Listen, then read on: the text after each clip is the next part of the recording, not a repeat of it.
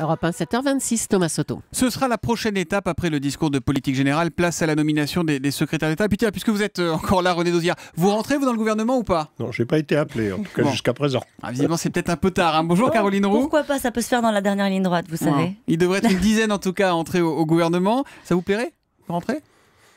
Vous savez, quand on vous fait une proposition comme ça, on ne la refuse pas. Bon, le message est passé. Peut-être qu'on va vous aider. Hein. Il devrait donc être une dizaine à entrer et ça pourrait au passage permettre de régler le problème du PS. Caroline. Oui, alors le sujet sera finalisé ce matin. Faire rentrer Harlem Désir aux affaires européennes pour libérer la place, donc rue de Solferino, la place de numéro 1 du Parti Socialiste et régler enfin le problème du parti avec comme favori pour prendre la suite le très politique Jean-Christophe Cambadélis. Alors comme le confiait un proche du président, ce serait une sortie par le haut exactement pour Harlem Désir. C'est vrai que ce serait surtout un cadeau, Thomas, car il a quand même essuyé au Parti Socialiste l'une des défaites les plus cuisantes de l'histoire de la gauche. La seule question qui restait posée hier soir, c'est est-ce que Harlem Désir va accepter un poste de secrétaire d'État, ce dont il n'avait, me dit-on, pas envie, alors on croit rêver. Hein.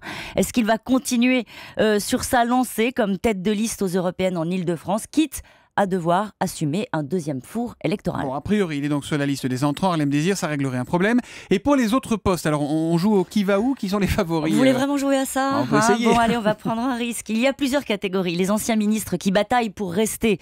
Dominique Bertinotti, Geneviève Fioraso ou encore Frédéric Cuvillier. Seul Kader Arif, aux anciens combattants, avait hier l'assurance d'être maintenu dans ses fonctions. Les autres n'avaient aucune confirmation. Fleur Pellerin est donnée au commerce extérieur, attachée aux affaires étrangères. Et puis, il y a les jeunes pousses, donc la relève, j'ai envie de dire. Eh bien, Valérie Rabault, députée du Tarn-et-Garonne, pressentie au budget. Alors, Rabault au budget? Voilà, oui, il va y avoir quelques jeux de mots. Un député raconte qu'elle stresse depuis qu'elle sait que Georges-Paul Angevin a appris sa nomination à la télé. Elle veut pouvoir négocier au moins le choix de son directeur de cabinet avant de dire oui.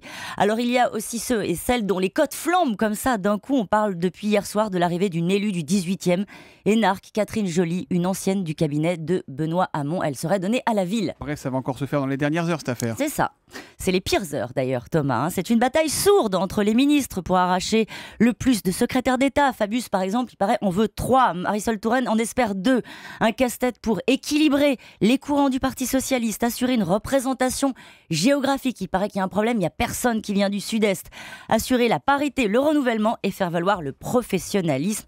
Les annonces, Thomas, ce sera cet après-midi. Allez, une petite dernière info pour la route, puisqu'il paraît qu'on parle ce matin de Jean-Pierre Jouyet, donc patron de la Caisse des dépôts, qui prendrait le poste de secrétaire général de l'Élysée. Un très proche, c'est un intime du président de la République. Et un ancien ministre de Sarkozy, quand même. Ça paraît simple, hein, mais la nomination des secrétaires d'État, c'est une équation à plusieurs inconnus, presque la quadrature du cercle.